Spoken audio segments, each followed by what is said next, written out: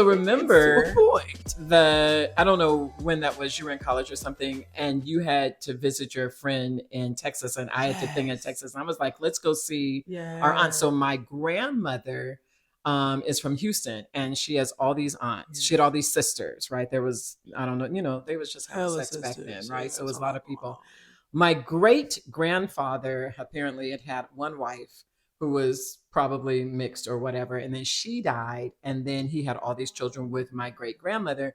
My grandmother was the oldest of the new set. And she was fair. And I'm talking about fair. That's what they used to call it. They didn't call it light skin back then. They called it fair. Excuse me. It was unfair. Right. How fair? Like so much so that the aunts tell the story of my grandmother was somewhere, somebody saw her and came to the door and like, I want to speak to whatever. And she had given them the name of one of her sisters. When he asked her what your name is, right? Instead of saying her name, she said, so the sister came to the door and he was like, no, I don't want you. I want the light one. Yeah. Right. And so that colorism in the South, right? Yeah. So my grandmother brings the colorism with her to Berkeley. Fuck yeah. And she has a love of white women, just whiteness, not even white women, just white. Oh, but she had hella white friends. So just so many white friends, just anything white. Yeah. It was right. And she was too light. I mean, it was just so much. So what my mother saw when she could see, because my mother started having sight issues around 14 and then lost her sight totally at 19. But what my mother remembers was my grandmother at the epitome of beauty. Right. So then my mother, who used to be, let's be clear, she was thick. And then she was mercilessly teased by my grandfather and her brother and kept calling her fat and everything. I think I do recall right. That. So then in order to lose weight, she starves herself one summer. And then that causes all these other issues. And she ultimately loses her sight. You know what? But to that point, you're right. Right? Was she thought as beautiful? Was still, looking like her mother. He is my grandmother's sister. We think there was some sort of nefarious actions, but she's hella light skinned. She looked like your grandmother's sister. Oh, really? Because I'm thinking about my grandmother. Oh, my aunt. Yeah. No, she's mixed race. Yes. So which we found out after the death of my grandmother. That was some tea. So when you said that my great grandmother, your grandmother, like white people, I was like, she was into that. Yeah. So with that being said, we'll jump right over that. Right. You being a beautiful, dark-skinned, thick woman was never affirmed in my family. Never affirmed. So my grandmother was like, every time I went over there, she was like, your lips are going to be so big. You need to be compressing them. You need to be getting the lightening cream. Like it was always a conversation about my nose. I'm sorry, I am disgusted. This is crazy to be filming because the way I'm looking at you with it is true. That's why I see that. I'm like, but I'm not the only dark-skinned Black woman, as I do a lot of work with Black women across the nation. It was happening to all of y'all. Yeah. Especially that generation, right? Crazy. There was the paper bag test. If you were darker than a paper bag, it was all that. I hate it all. So then your generation was like, oh no, we dark and beautiful and lovely and thick, and we're gonna twerk and we're gonna wear whatever we want to wear. And so that is true. That must be trippy for you. Is it weird? I have definitely told you about that numerous times. So we don't have to bring that out in front of everybody. My bad. It's the tell all. The body yaddy you're gorgeous. I just want y'all to wear bras. That's all I'm asking. Yeah. Oh, y'all are lucky I have one on today for her. You're right. I did not wear a bra to her 60th, suddenly 60th. And I was suddenly bra. No, I'm just kidding. But I really didn't wear a bra. It wasn't required. It definitely wasn't on the invite. Bra required. But I'm just saying. It was a personal choice. It was a choice. It's crazy. That is, I wouldn't have even thought of it. That's so to that point of like that difference in upbringing. I'm not even thinking about it that way. Exactly. I barely had on underwear because I'm just like, I'm here. I'm doing my thing. So scared for that statement. Like, why? Barely. Yes, I did raise her. For all the people my age, how you been raising this woman? I forgot about people your age watching. This is gonna be hilarious. This is so funny. Every time I rewatch this, I'm like, this is so deep because the things, to your point, that are normalized for me. Yeah. Like, so hearing you talk, you're like, yeah, y'all just out here. I'm like, imagine growing up not out here though, because they wouldn't allow you to do that. So now you're seeing it. I would be salty. I ain't gonna lie. I think I'd be a hater. I don't think I might be one of those people that be mad on social media. I actually am not a hater for it, because I understand that every successive generation, this is the same thing that white people went through in the 60s, right? They were super, super conservative. And then their children were like, we're going to go to Woodstock. I mean, you know, it was a whole thing, or we're going to be hippies in a commune. Yeah, that's real. It's the whole thing. Every generation does that. What I am thinking about is the piece between us. It's a little challenging. I call you my 70s baby, even though you were clearly born in 1999. I know, right? But you act like, look at my shirt. Yes, you act like a very free 70s, blah, blah, blah, blah, blah. And when I remember, what I remember of what I've studied about the 70s is only white folks were free. There was only a freedom for the whites, because remember, the women's movement was not for Black women. That's true. Right. And so women were like, we're burning our bras. And Black women's like, I'm trying to find a job. Yes, right. And they were like, we don't want to work. Or if we do work, we want. We were like, we've been working. What's your problem? What's wrong with you? Right. So when I see that, part of me is thinking, I'm so glad that you can have and let's call it what it is, the ability and the privilege to be able to think like, I'm going to do some things differently. That's real. And I'm like, that was very, very, very, very white. Yeah. No, I absolutely recall all of those conversations. And I think that it gives me context when I hear about your upbringing. Mm-hmm. Let's get into a little bit of my upbringing at the 30-minute mark. There's a lot to talk about. Right. So to that point about what is a daughter, what is a mother, I have this very strong mother. And so I grew up seeing a slightly, a twist, if you will, on gender roles. Love it. Because my mother was the breadwinner. And my father also worked. he had a job. He was there. And I do love my father. However, he was not the breadwinner. By the time I was like 7, I think he had their stuff, right? You know, Black men, life be hard, right? We know that. Cool. And so I grew up knowing not to ask my dad for money. I grew up knowing to ask you for money. As I'm reflecting, hearing your story, I'm like, okay, you mentioned that your mom didn't have a lot of financial resources, or like any, and you also did not have a dad. And I did have a dad, and you had financial resources.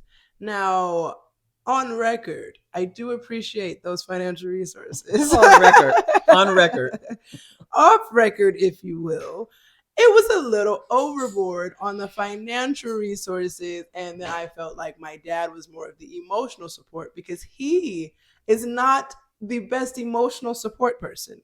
So him being the emotional support as I got older, I was like, well, this is a bit of a pickle we're in, because he did a great job. Don't get me wrong. But there's always something about the mother and daughter bond. Yes. However, my mother was grinding. She said, I will never be broke again. She said, NBA young boy, never broke again. I'm going to start calling you NBA Rachelle. Like, it was serious. Y'all see this kitchen? Okay. This did not look like this when I grew up. Oh my God, Jesus. At all. And she has worked her ass off. And so I learned that as a daughter, they used to call me Rachelle 2.0. That's what they called you. I cannot call you a B with endearment. This goddess works so hard. And to be her 2.0, that means that's a number above 1. And I said, that's a lot for me, y'all. And so with the whole reflection thing and evolving, I was like, how am I supposed to work harder than the most hardest worker?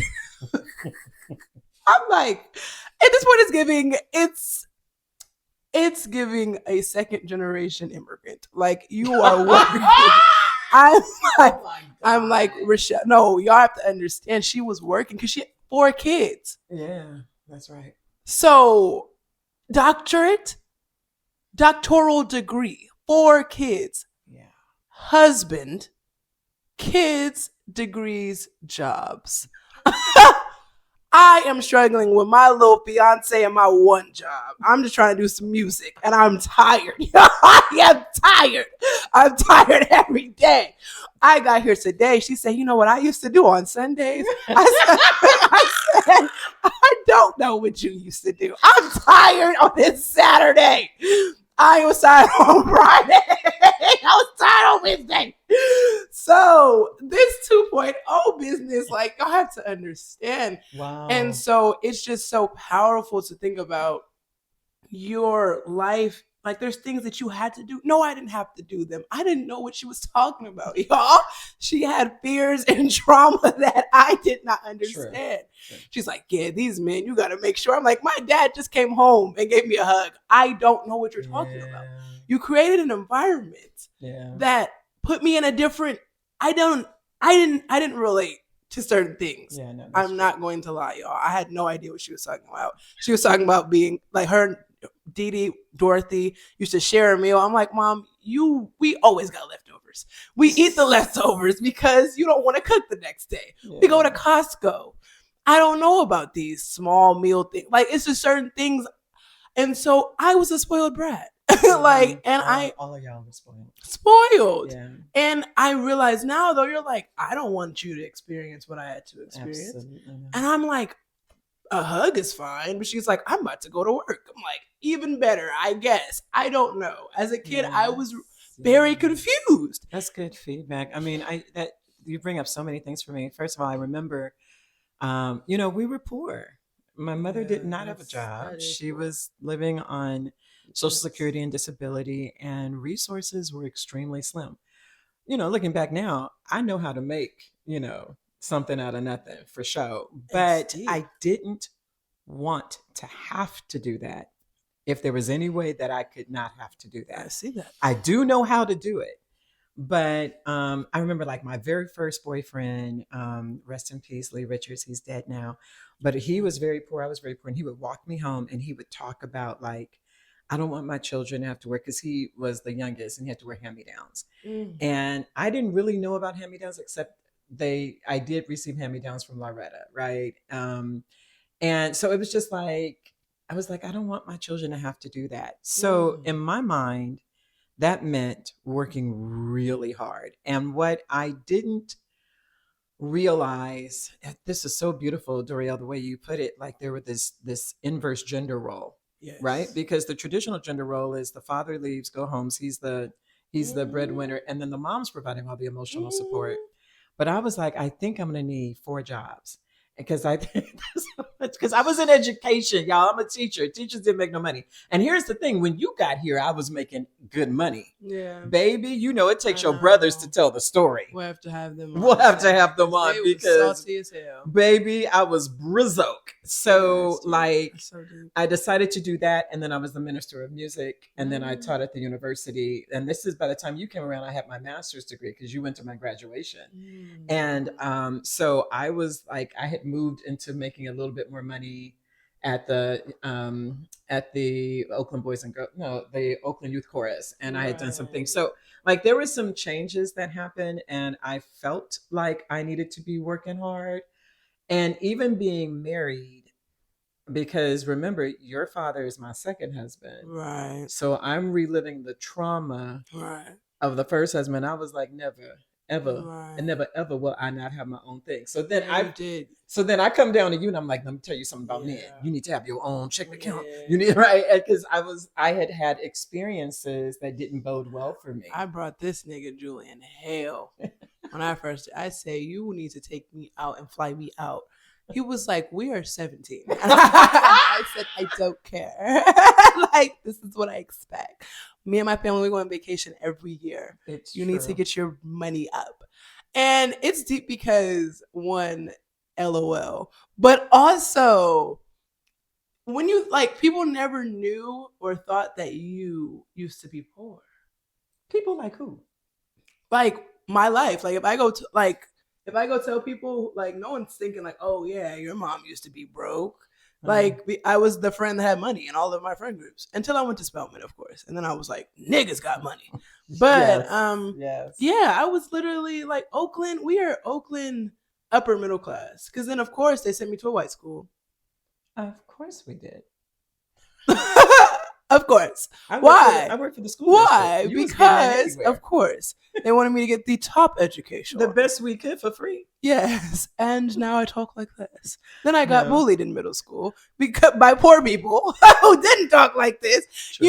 And so it's just very interesting because. And then you code switched in middle school. Yes, after getting bullied and called an Oreo, I figured it out. I was like, I got called that too. Shared trauma. Love that for us. Not a bad thing. Right. Had to work it. I'm sure they're probably still broke, the people that were bullying me, and I'm not. But wow. Wait, trauma much?